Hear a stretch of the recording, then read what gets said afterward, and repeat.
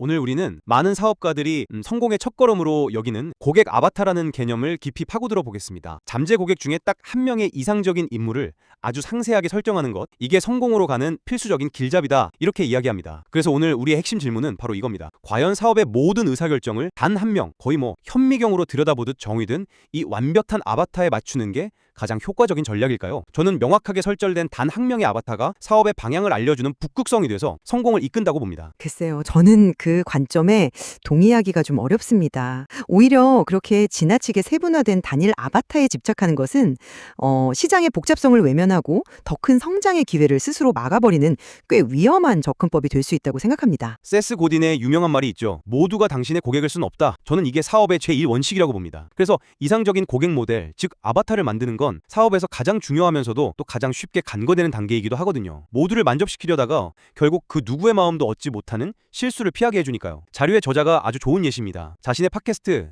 성공하는 기업가들의 모임을 위해서 짐이라는 완벽한 아바타를 창조했죠. 이게 그냥 30대 남성 같은 막연한 설정이 아니었습니다.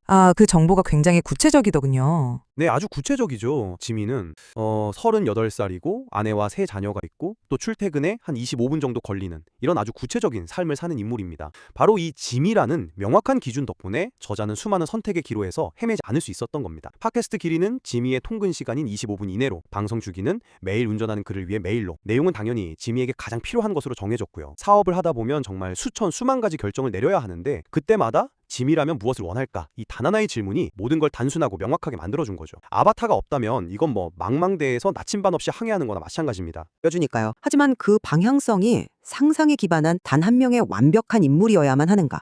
바로 그 지점에서 저는 의문이 생깁니다. 그 방식은 필연적으로 경직될 수밖에 없거든요. 자료에서 저자 스스로가 인정한 부분을 한번 보시죠. 자신의 팟캐스트 청취자가 전부 지민은 아니라고 말합니다. 10살도 안 된 아이부터 90살이 넘은 분까지 있다고요. 이것이야말로 단 하나의 완벽한 아바타라는 개념이 사실은 실제 고객 전체를 대변하지 못하는 허상이라는 명백한 증거 아닐까요? 저는 존 모로의 그 대안적인 접근법이 훨씬 현실적이라고 봅니다. 그는 가상의 인물 전기를 쓰는 대신에 실제 고객들의 행동과 목표에 기반해서 고객을 몇 개의 그룹으로 나누었습니다. 존 모로가 말하는 아바타는 한 명의 가상 인물이 아니라 공통된 목표나 행동을 보이는 고객 집단, 즉 세그먼트를 의미하는 거죠. 예를 들면 자동 수익을 만들고 싶은 사람, 또는 인플루언서가 되려는 사람, 글을 써서 돈을 벌고 싶은 사람처럼요. 이건 상상 속 한 사람이 아니라 실제 시장에 존재하는 여러 그룹을 공략하는 방식입니다. 시장은 살아있는 생물처럼 계속 변하고 고객은 저마다 다른데 단 하나의 아바타에 고착되는 건 이런 변화를 놓치고 새로운 기회를 보지 못하게 만드는 맹점을 만들 수밖에 없습니다. 자료에서 아바타를 북극성에 비유했는데 이 비유가 아주 적절하다고 봅니다. 밤하늘에 수많은 별이 있지만 뱃사람들은 오직 북극성 하나를 보고 방향을 잡잖아요. 이 명확함이 바로 다른 경쟁자들과의 차이를 만드는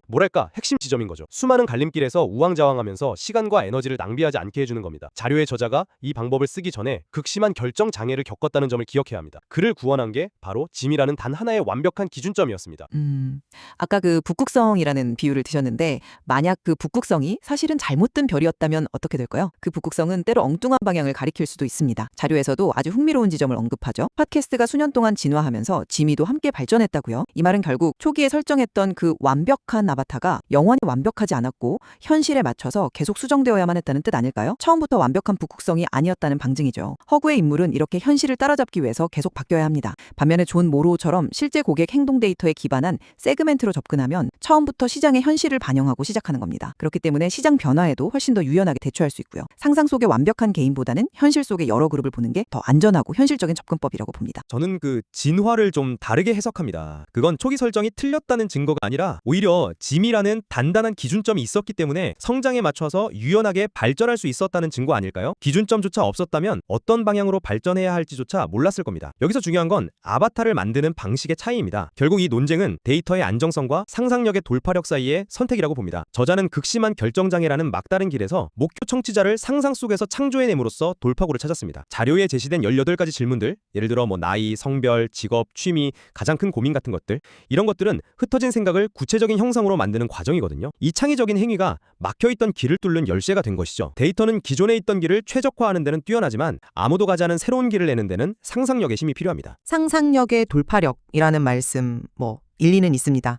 근데 사업은 예술이 아니잖아요. 리스크를 관리해야 합니다. 그런 면에서 존 모로의 방식은 훨씬 더 실증적이고 안전합니다. 그는 단순히 당신의 가장 힘든 점은 무엇인가요? 와 같은 막연한 질문으로 고객을 파악하지 않았어요. 그의 접근법의 핵심은 그 문제를 해결하기 위해 이미 돈이나 시간을 써본 적이 있습니까? 라는 질문이었습니다. 즉, 이미 자신의 문제를 해결하기 위해 지갑을 열거나 시간을 투자하는 행동을 보인 사람들에게만 집중한 겁니다. 이게 단순히 의향만 있는 잠재 고객과 진짜 문제를 해결하려는 진성 고객을 구분하는 결정적인 필터인 거죠. 자료에 따르면 조사 대상의 80%는 무언가를 간절히 원한다고 말은 하지만 실제 행동은 하지 않는다고 하죠. 모로는 이 80%를 과감히 걸러냈습니다. 사업 초기에 한정된 자원으로 가능성이 아니라 확실성에 집중하는 거죠. 이것이야말로 상상이 아닌 실제 구매 데이터에 기반해서 고객군을 설정하는 것이고 사업 실패의 리스크를 줄이는 훨씬 현실적인 방법이라고 생각합니다. 리스크를 줄이는 것도 물론 중요하죠. 하지만 시장을 창조하고 선도하기 위해서는 때로 과감한 베팅이 필요합니다. 짐이라는 아바타의 궁극적인 목표는 단순히 제품을 팔 고객을 찾는 게 아닙니다. 단 한 사람을 위한 완벽한 콘텐츠, 완벽한 제품을 만드는 겁니다. 바로 이 무서운 집중이 강력한 정체성을 만들고 그 누구도 따라올 수 없는 열성적인 팬덤을 형성합니다. 저자는 짐이라는 단 한 사람에게만 집중함으로써 자신의 팟캐스트를 기업가들을 위한 최고의 일일 팟캐스트라는 누구도 넘볼 수 없는 독보적인 영역, 즉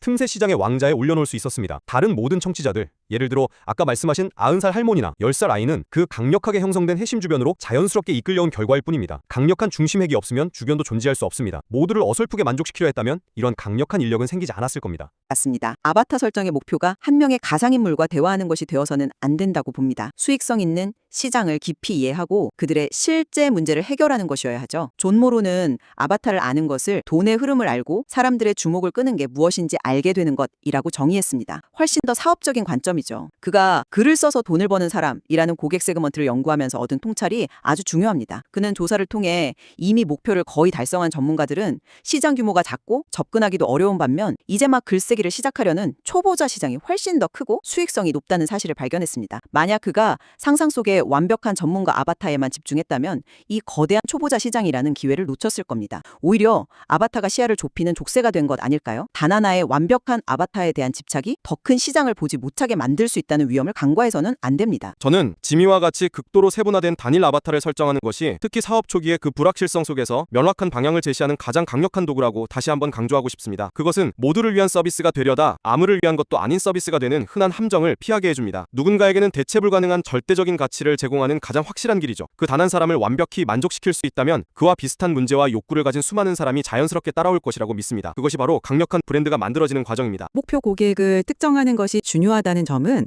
우리 모두 동의하는 바입니다. 하지만 상상에 기반한 하나의 완벽한 아바타에 모든 것을 거는 것은 위험할 수 있습니다. 존 모로의 사례가 보여주듯 실제 고객의 행동과 데이터에 기반해서 유연한 고객군, 즉 여러 세그먼트를 파악하는 방식이 급변하는 시장에 기민하게 적응하고 더 큰 사업 기회를 포착하는 데 효과적일 수 있다는 거죠. 완벽함이라는 환상보다는 적합성이라는 현실을 추구하는 것이 더 현명한 전략일 수 있다는 겁니다. 오늘 논의를 통해 우리는 고객을 정의하는 두 가지 다른 철학을 살펴봤습니다. 하나는 불확실성을 뚫고 나갈 명확성을 얻기 위해 상상력을 동원해서 완벽한 한 사람을 창조하는 방식입니다. 이를 통해 깊은 공감대와 강력한 정체성을 구축하는 길이죠. 네, 그리고 다른 하나는 사업적 시장 적합성을 높이기 위해 데이터를 탐구하여 수익성 있는 여러 유형을 발견하는 방식입니다. 상상 속 이상향이 아닌 현실 시장의 기회에 집중하는 접근법이라고 할 수 있겠습니다. 두 관점 모두 고객을 깊이 알아야 한다는 핵심에는 동의하지만 그 고객을 어떻게 정의하고 관계를 맺을 것인가에 대한 방법론적 차이가 분명히 존재합니다. 어느 쪽이 더 설득력 있는지는 결국 각자의 사업과 상황 속에서 판단해야 할 몫으로 남겨두어야겠습니다.